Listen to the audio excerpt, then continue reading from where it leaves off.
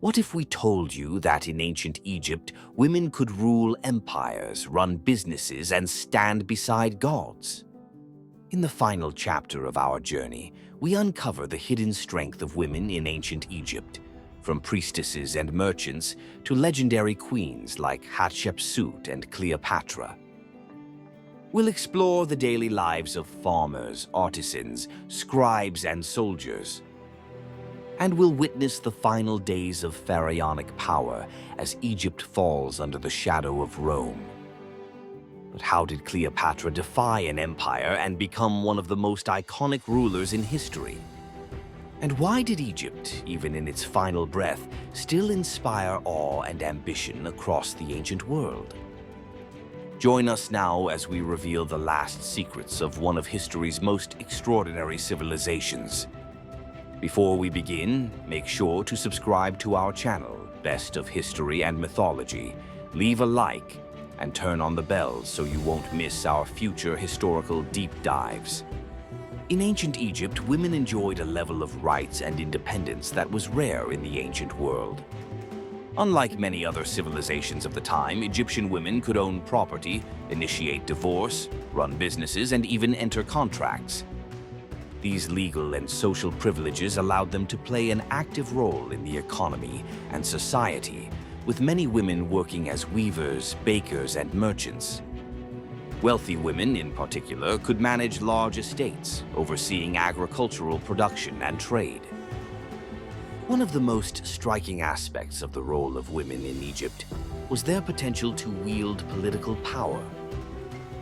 Cleopatra VII, the last active ruler of the Ptolemaic Dynasty, is the most famous example. But long before her reign, other women like Hatshepsut had ruled as pharaohs. Hatshepsut, a successful female ruler during the New Kingdom, legitimized her position by presenting herself as a male pharaoh, often depicted wearing the traditional pharaonic regalia, including the false beard.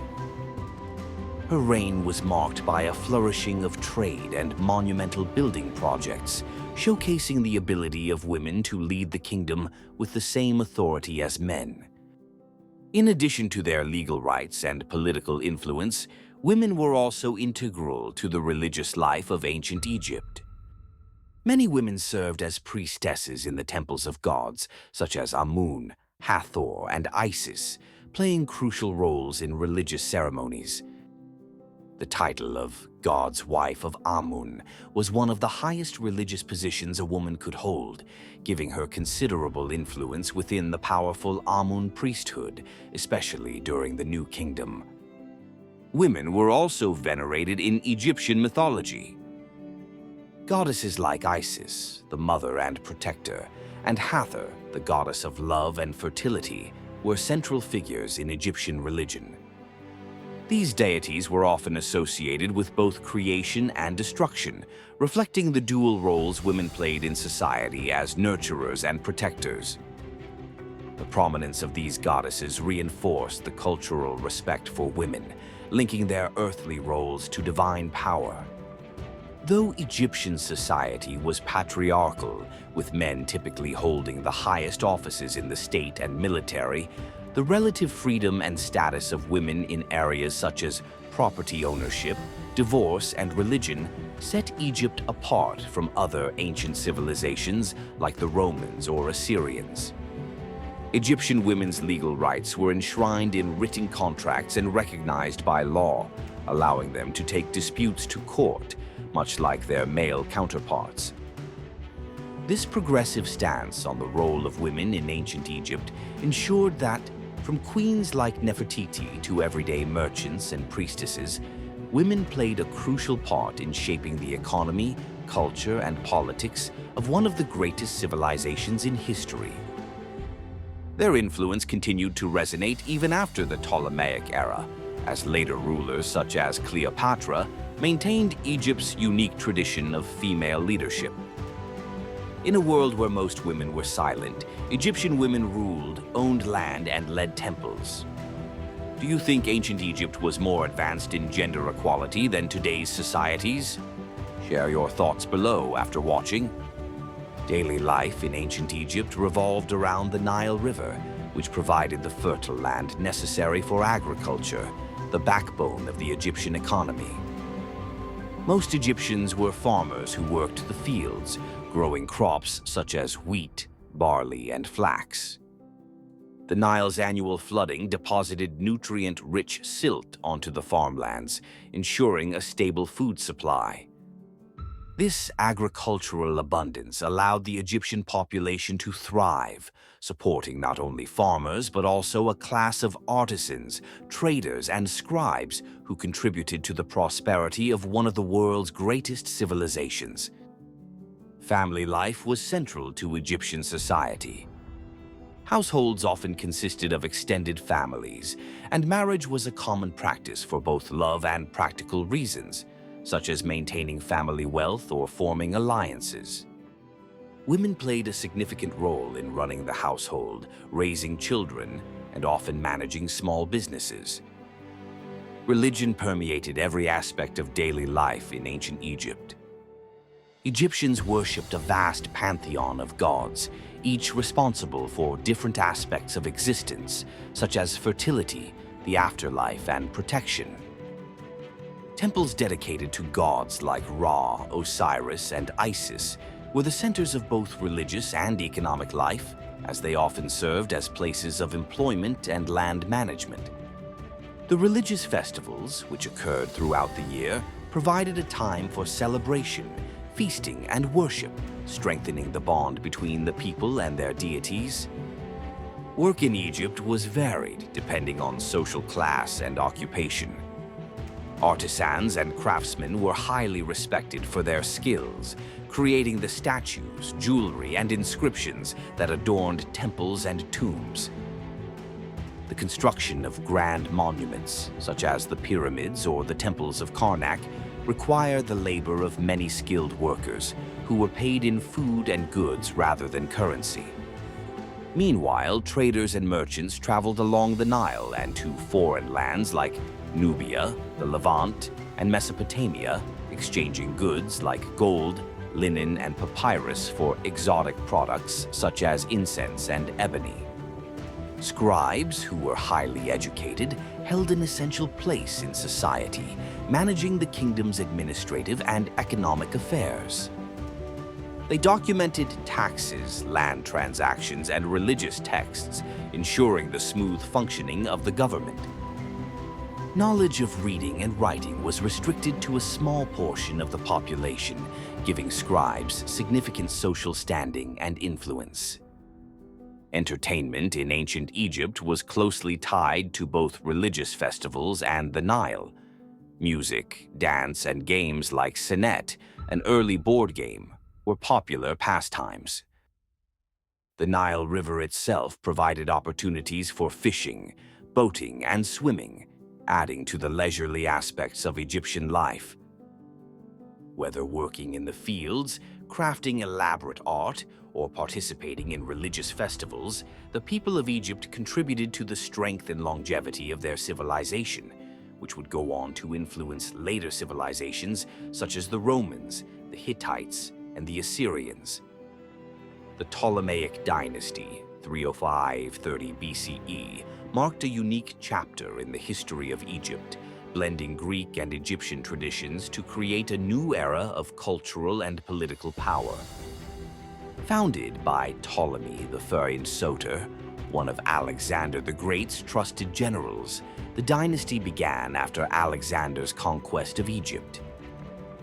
Upon Alexander's death in 323 BCE, his empire fragmented, and Ptolemy took control of Egypt, establishing himself as pharaoh and founding the Ptolemaic line of rulers.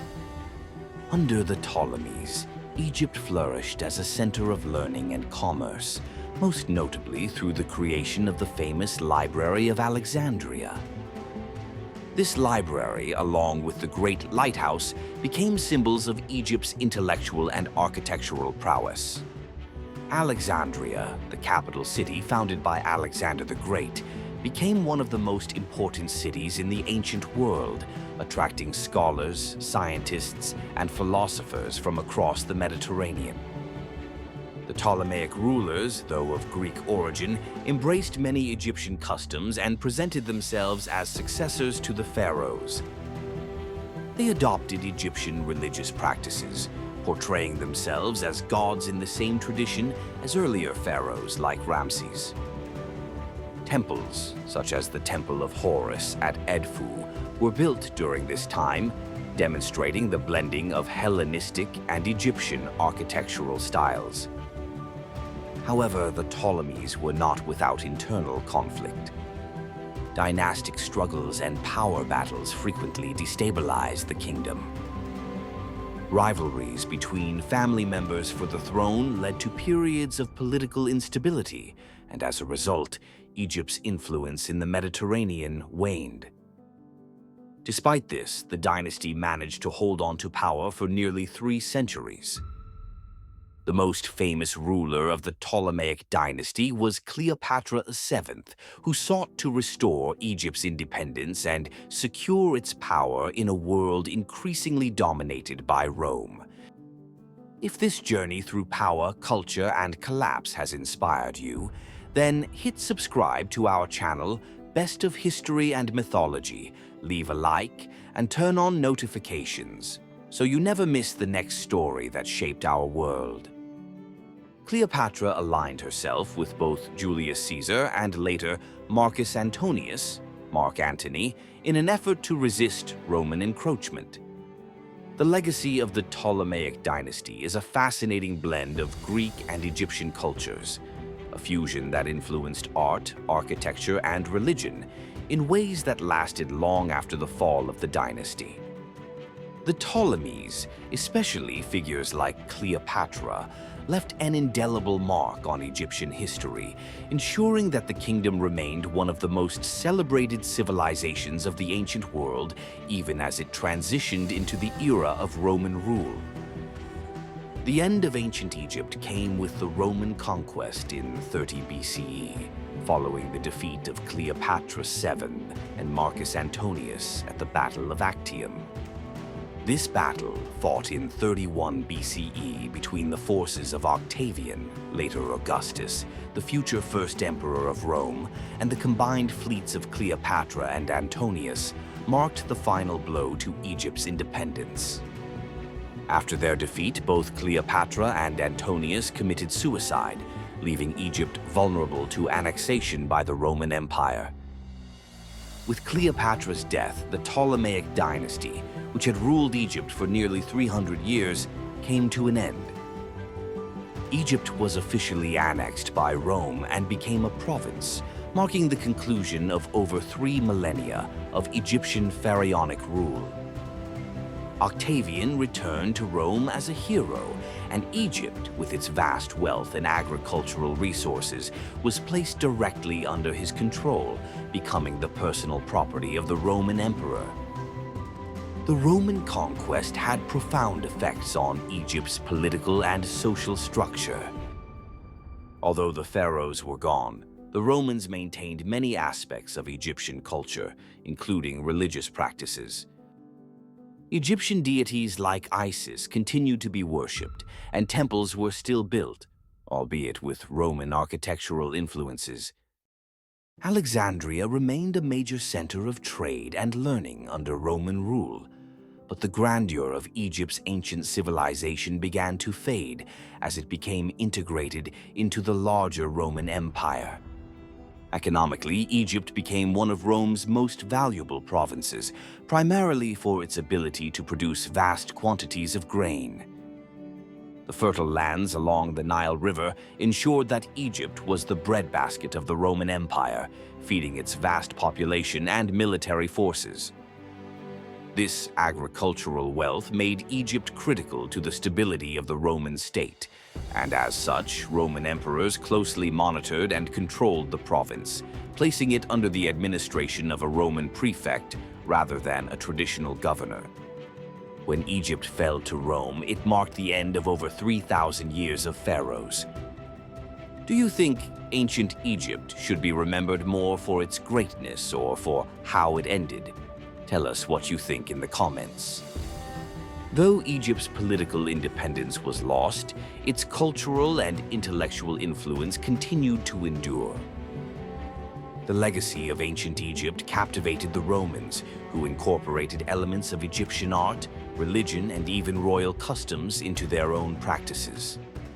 Emperors like Augustus were depicted in Egyptian style, with inscriptions in hieroglyphics portraying them as successors to the pharaohs, ensuring the survival of Egyptian traditions even under Roman rule.